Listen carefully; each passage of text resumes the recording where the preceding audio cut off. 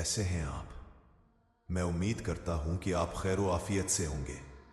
अल्लाह ताला आपको हमेशा अपने हिफ्ज़ो अमान में रखे और आपको हर बला से महफूज रखे, आमीन। दोस्तों, आज की खौफनाक सरगोशी हमें पंजाब के इलाके से आदिल ने भेजी है। ये एक ऐसे किसान की सच्ची दास्तान है जिसका सामना उसकी अपनी ज़मीन के एक खून आलूद राज से हुआ।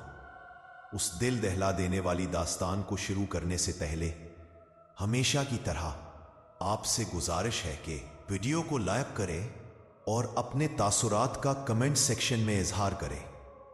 मेरा नाम आदिल है और मेरी उम्र तकरीबन 35 साल है। मैं पंजाब के एक छोटे से गांव खीवा गोट में रहता हूं। मैं रहता हूं, मेरी गुजर बसर हमेशा खेती बाड़ी से होती रही है। मेरे वालिद साहब भी किसान थे। उन्होंने मुझे सिर्फ जमीन का वारिस ही नहीं बनाया, बल्कि सब्र, मेहनत और इस मिट्टी से गहरी मोहब्बत का भी दर्स दिया। वो हमेशा कहते थे, जमीन रिज्क देती है तो सिर्फ मेहनत का, मगर ये सिर्फ उन्हीं से बात करती है जो उसे सुन सके। हमारे इलाके की जमीन बहुत जरखेज है, मगर पानी की दस्तयाबी हमेशा एक मसला रही है। नहर का पानी हफ्ते में सिर्फ 1 या 2 बार आता है, और वो भी अक्सर रात के आखिरी पहर। लिहाजा आधी रात को जागना और पहरा देना मेरी किस्मत बन चुका है। मेरी 2 एकड़ जमीन है जहां मैं कपास और दंदम उगाता हूं। दिन भर धूप की तपिश बर्दाश्त करता हूं और रातें एक ही इंतजार में जाग कर गुजरती है। मेरी बीवी सरवत बहुत सादा और नेक औरत है।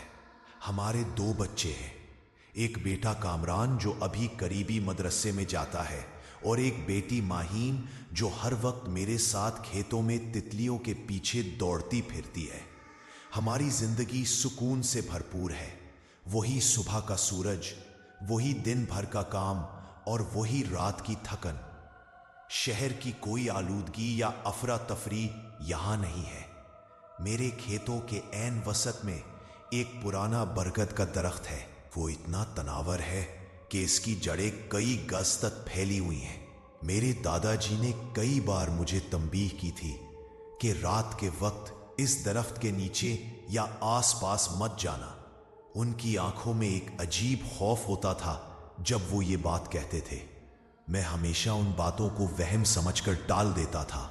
हमारे खेतों के पास एक ट्यूबवेल है जो मेरे दादा ने बहुत पहले खुदवाया था। ये वही जगह है जिसके बारे में गांव में एक पुरानी कहानी मशहूर थी। दादा बताया करते थे कि जब मजदूर पानी की तलाश में बहुत गहराई तक पहुंच गए थे, तो पानी निकलने से ऐन पहले जमीन के अंदर से एक शदीद चीख की आवाज आई थी। यह आवाज ऐसी थी जैसे किसी को जिंदा दफन कर दिया गया हो। मजदूर डर कर भाग गए थे।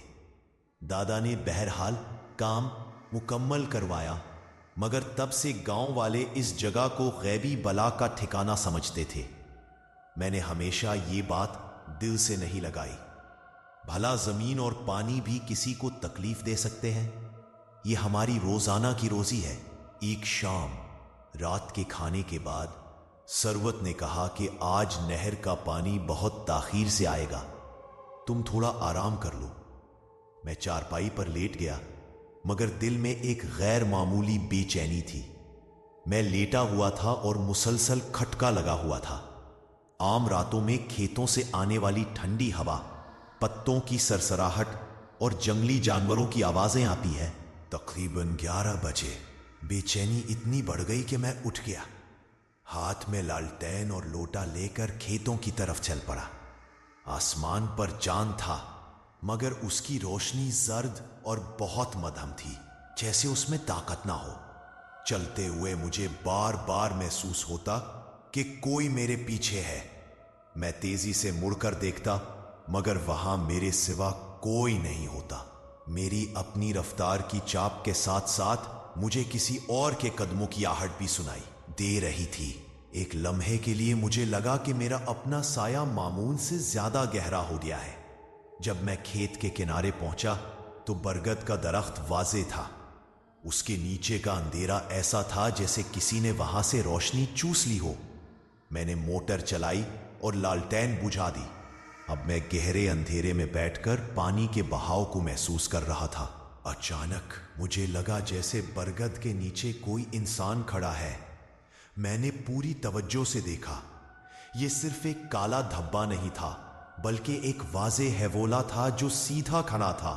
उसका रंग इतना गहरा था कि वो रात के अंधेरे में भी अलग नजर आ रहा था। मेरे जिस्म पर सनसनी दौड़ गई। मैंने लालटेन दोबारा जलाई।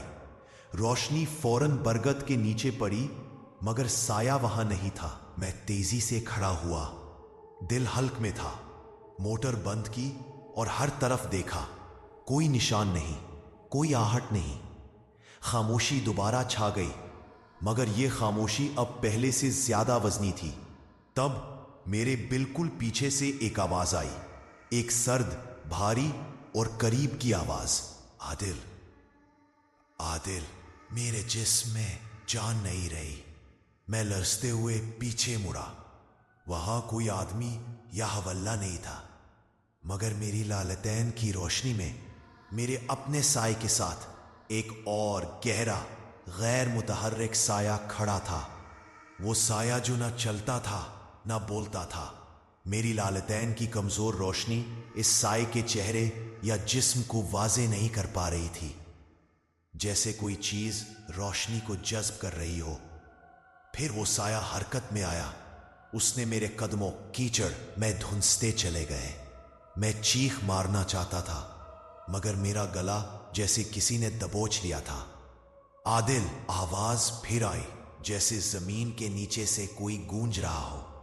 और फिर उससे पहले कि मैं कोई हरकत कर पाता, वो साया सीधा बरगद के दरख्त की तरफ मुड़ा और आहिस्ता आहिस्ता तने में जज्ब हो गया। मैंने देखा वो पत्थर जैसा सख्त तना ऐसे खुला जैसे किसी ने सांस लेने के लिए अपना पेट खोला हो, और साया उसमें दाखिल होकर गायब हो गया। मैं हाँफता हुआ जमीन पर पड़ा रहा। मेरी लालटेन गिरकर बुझ चुकी थी। खौफ का मारा मैं अपनी जगह से हिल भी नहीं पा रहा था। कितना वक्त गुजरा मुझे मालूम नहीं। तब अचानक ट्यूबवेल की मोटर खुद ब खुद चल पड़ी। पानी जमीन पर बहना शुरू हुआ, मगर यह मामूल का साफ पानी नहीं था। उसका रंग गहरा, लेसदार और काला था, और उससे एक अजीब सी बदबू आ रही थी। और सबसे खौफनाक बात यह थी कि इस बहते हुए पानी से सिसकियां और कराहने की आवाजें आ रही थीं। ऐसा लग रहा था जैसे पानी नहीं बल्कि तकलीफ बह रही हो। फिर मेरे कानों में वही भारी गूंज आई जो हर सिसकी और हर कराह में रची हुई थी।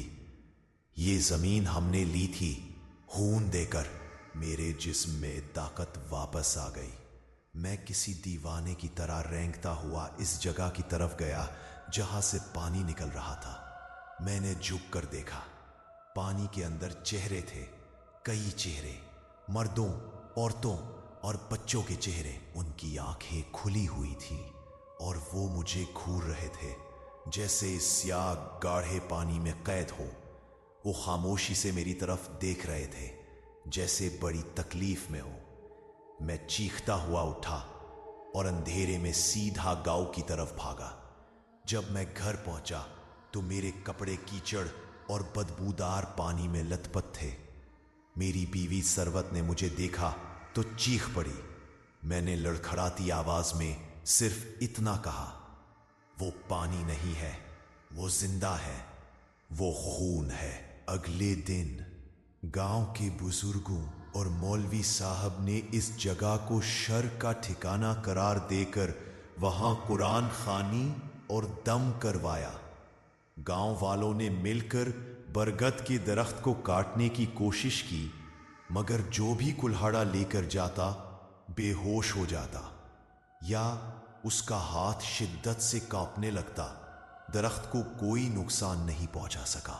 मैं वहां दोबारा कभी नहीं गया। मैंने वो मनहूस जमीन बेच दी, मगर वो तजर्बा मेरे अंदर पीट कर रह गया है।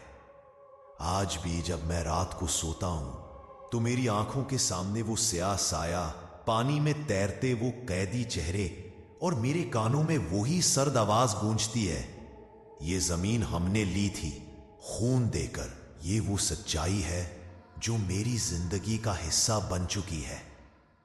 कुछ चीजों को सिर्फ देखा नहीं जाता, उन्हें झेला जाता है। अगर आप भी किसी पुरानी जमीन पर ऐसे बरगद के दरख्त को देखें जो साए से ज्यादा खौफ देता हो, तो थम जाएं, क्योंकि कुछ साए अंधेरे से नहीं, माजी से आते हैं, और माजी कभी दफन नहीं होता। क्या आपने कभी कोई ऐसा राज सुना है जो आपकी अपनी जमीन के नीचे दफन हो? कमेंट्स में जरूर बताइए।